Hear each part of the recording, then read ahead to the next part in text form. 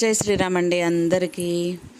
అసలు Insta open చేసిన, YouTube open చేసిన, folk singers, folk dancers, Madhuri తర్వాత మాధురి రాథోడ్ అండ్ ఈశ్వర్ సాయి వీళ్ళిద్దరిదే బాగా ఇష్యూ నడుస్తుంది కదా. సో ఇందులో మన వర్షన్ కూడా మనం చెప్తే బాగుంటుంది అని నాకు అనిపించింది. నేను నిజంగా వీళ్ళిద్దరిలో ఎవరిది తప్పు అని చెప్పడానికి ముందు వీళ్ళకంటే పెద్ద తప్పు ఎవరు చేశారో చెప్పనా? ఎవతైతే పనికి మాలింది, అసలు అన్నిటికీ మూల కారణం ఎవతో ఆ కెమెరా పట్టుకొని మాట్లాడింది చూసారా, దాన్ని దవడ ఆ దవడ ఈ దవడ పగలగొట్టినా తప్పులేదు. ఏమే నీ మొగుడు కాదు, నీ ఇంటి సంబంధించిన వాళ్ళు కాదు, ఆమె అతని భార్య ఎవరో నీ రిలేటివ్ ఎవరో ఒకళ్ళు మొత్తానికి ఇప్పుడు ఆమె కోసం నువ్వు ఫైట్ చేయడానికి వచ్చినప్పుడు అవతలున్నది ఆడపిల్ల కాదని వాడింది నువ్వు తిడుతుంటే వాడు భార్య వచ్చేసి నువ్వేమనకు, నా మొగుడిని ఏమనకు, పత్తి గింజ మరి వాడు మొగుడు, దాని మొగుడు మరి పత్తి గింజ, ఇంకా అసలు ఏమీ పాపం తెలియని చంటి పిల్లగాడు వాడు. వాడిని ఏమి అనకంటే నోరు మూసుకొని నోట్లో ఏదో రాడ్డు పెట్టుకొని కూర్చున్నట్టు కూర్చున్నావు నువ్వు. మరి ఈ పిల్ల ఏం మాట్లాడలేదా నాని? నువ్వు నోటికొచ్చిన బూతులు తిట్టినావు ఆ పిల్లని. ఎల్లనే పదం ఎందుకు వాడినవే? ఆ పిల్ల ఎంతమందితో పోయిందో నీకు తెలుసా అని నువ్వు పోయి లెక్క పెట్టినవా, లేకపోతే నువ్వు పంపించినవా ఏమన్నా? నాకు ఇదే కావాలి అని మాట్లాడుకుంటూ వచ్చినవే. కెమెరా పట్టుకోగానే ఫస్ట్ ఆ మాట్లాడింది ఏందో తెలుసా? వాట్ ఐ వాంట్ అని చెప్పేసి చెప్పింది. అంటే ఇదే కావాలంట, దానికి ఇదే కావాలంట, ఈ ఇష్యూ జరగాలంట. ఒకవేళ వాడి పెళ్ళాం నిన్ను వీడియో తీయమని చెప్పినా సరే వాళ్ళ బతుకు బయటపడుతుందని వాళ్ళ మంచి కోరేదానివి అయితే నిజానికి వీడియో బయట పెట్టవే. నువ్వు ఆ పిల్ల మీద పగబెట్టుకున్నావు నువ్వు. నిజంగా చెప్పనా, దీని అక్క కోసము అంటే ఆ భార్యాభర్తల కోసం ఇది రాలేదు. ఈ పిల్ల ఎవరైతే మాధురి ఉందో ఆ అమ్మాయి మీద పూర్తిగా పగ పెట్టుకొని ఆ అమ్మాయి మీద ఒక రకమైన ఈర్ష్య పెట్టేసుకొని తీసుకొని వచ్చింది. వాడు పనికిమాలినోడు కాకపోతే, నిజంగా ఒక ఆడంగోడు కాకపోతే, ఆ అమ్మాయి నిన్ను నమ్మొచ్చినప్పుడు మీ రూమ్ ఎలా ఓపెన్ అవుతుంది? ఎవరు తీశారు? ఒకవేళ రూమ్ ఓపెన్ చేసిన తర్వాత లోపల ఇంకెవరు ఉన్నారు? ఆ అమ్మాయి పాపం లేవలేని పరిస్థితుల్లో ఆడ మంచం మీద స్టక్ అయిపోయి ఉంది. నువ్వు కొట్టినప్పుడు తిరిగి నిన్ను కొట్టలేకపోయింది. ఆ పిల్ల ఒక రకమైన షాక్లో ఉంది. మళ్ళీ నీ మొగుడేమో మంచోడంట, నీ మొగుడినంటే ఆడది లొంగ తీసుకుంది. అంటే ఆడది లొంగ తీసుకుంటేనే నీ మొగుడు లొంగిపోయేవాడైతే ఇంక నీకు ఎందుకే అసలు పెళ్ళి? మొగుడు వదిలే రోడ్డు మీదకి. సిగ్గుండాలి కొంచెం ఆ మాట అనడానికి. ఏమన్నా నువ్వు అక్కడున్న చిన్న పిల్లగాడితో ఏమన్నానా? నాకు అర్థం కావట్లే. చిన్న పిల్లగాడా ఏమన్నా? ఒక ఆడది లొంగ తీసుకుంటుంటే ఈజీగా లొంగిపోయి అడ్డమైన వేషాలు వేయడానికి. రెండు చేతులు కలిస్తేనే చప్పట్లు వస్తాయి, ఒక్క చేయి కొడితే చప్పట్ రాదు. అర్థమైందా? నీ చంప నీ అవతలలో చెయ్యి కలిస్తేనే చంప చెల్లుమంటది. నీకు చంప లేకపోయినా అవతలలో చెయ్యి ఉట్టి ఊగితే చంపేం చెల్లుమందు. అర్థమైందా? అసలు కొంచెమన్నా సిగ్గుండాలి. ఇంత జరిగి అంత పెద్ద తప్పు అతను చేస్తే నువ్వు వచ్చి ఆ పిల్ల మీద అబండాలేసి, పైగా ఇంటర్వ్యూల్లో కూడా ఆ పిల్లనే కదా నువ్వు తిడుతుంది. మళ్ళీ పైకంటే మొహానికి అసలు మీకు వీడియో వైరల్ అవ్వద్దు, మొగుడు మంచిగా ఉండాలని కోరుకునే దానివైతే ఫస్ట్ ఆఫ్ ఆల్ ఈ వీడియోని సోషల్ మీడియాలోనే పెట్టవు. నువ్వు ఇంటర్వ్యూలో ఏమంటున్నావు? సోషల్ మీడియాలో ఆమె పెడతా అంటే నోరు మూసుకొని కూర్చొని చక్కగా నడుచుకుంటూ పోతున్నావు. విన్నావు కదా? నువ్వు విన్నావు కదా? అంటే నీకు తెలుసు సోషల్ మీడియాలో పెట్టేది.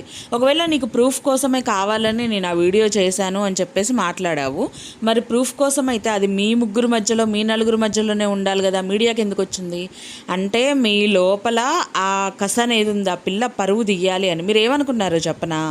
ఇలా ప్రూఫ్ చేసి బయటకు వదిలితే ఆ పిల్ల జీవితాన్ని నాశనం అయిపోయిద్ది అనే పగతోటి ఆలోచించుకొని ప్లాన్ చేసి మరి మీరు ఈ వీడియోని రిలీజ్ చేశారు.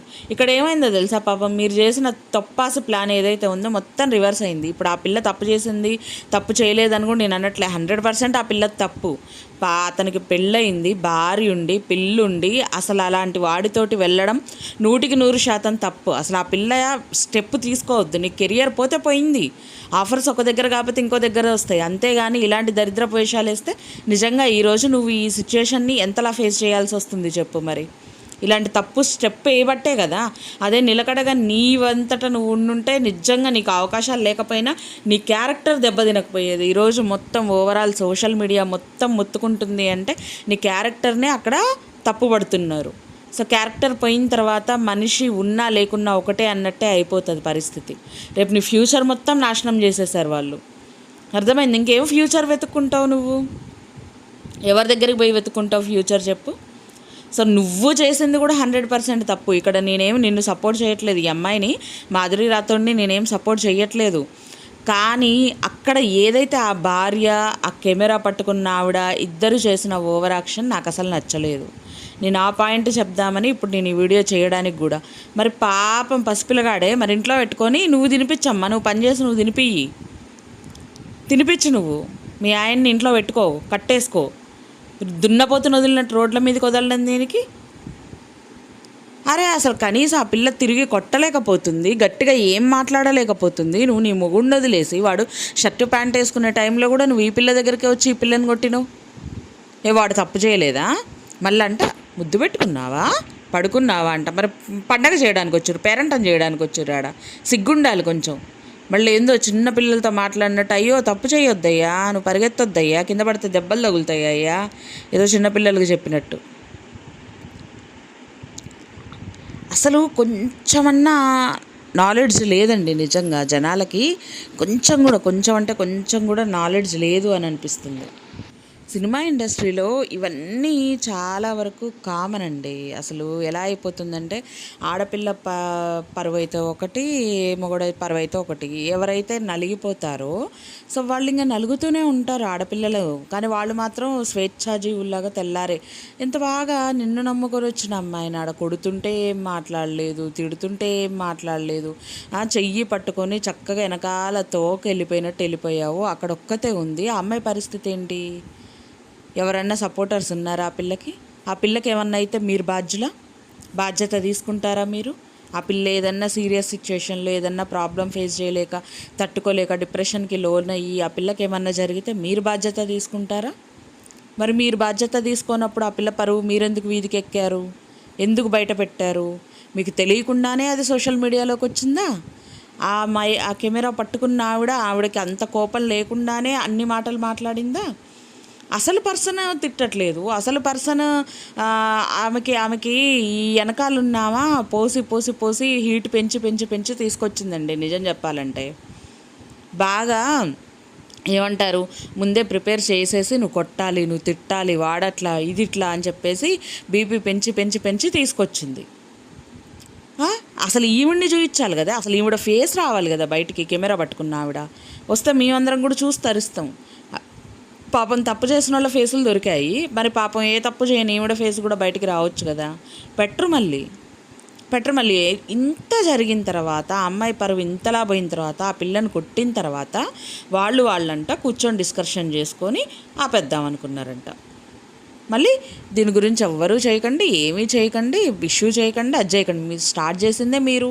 అసలు మీరు సోషల్ మీడియాలో పెట్టకపోతే ఇది ఒక ఇష్యూనే కాదు. ఫస్ట్ కావాలని మీరు ఆ పిల్ల మీద పగతోటే చేశారు. నాకు అర్థమవుతుంది కదా, 100% పగతోటే ఆ పిల్ల పరువు తీయడం కోసమే చేశారు.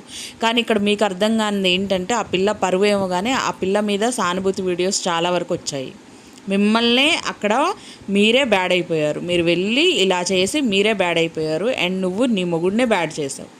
వేరే వాళ్ళు ఎవ్వరు కాలే, మీ ఫ్యామిలీనే బ్యాడ్ అయింది. ఆ పిల్ల బ్యాడ్ కాలే, మీరే బ్యాడ్ అయ్యారు. కాకపోతే ఆ పిల్ల క్యారెక్టర్ మీద ఒక దెబ్బ అయితే పడిపోయింది. ఇంకా లైఫ్లో ఆ పిల్ల అయితే సరి చేసుకోలేదు. కాబట్టి ఎప్పుడైనా సరే ఒక ఇండస్ట్రీలోకి పోతున్నా, ఎక్కడికి పోతున్నా ఆడపిల్లలు కొంచెం ఆలోచించి స్టెప్ తీసుకోండి. ఇష్టం వచ్చినట్టు వెళ్ళిపోవద్దు. సో ఇది ఫ్రెండ్స్ నేనైతే చెప్పాలనుకునేది. నేను చెప్పిన పాయింట్స్ అన్నీ కరెక్టే అని మీకు అనిపించిందా? సో అనిపిస్తే మాత్రం నా వీడియోకి ఒక లైక్ చేయండి, షేర్ చేయండి, అలానే సబ్స్క్రైబ్ చేసుకోండి. Thank you so much for watching. ఇంకో మంచి వీడియోతో మేము ముందుకు వచ్చేస్తాను. బాయ్.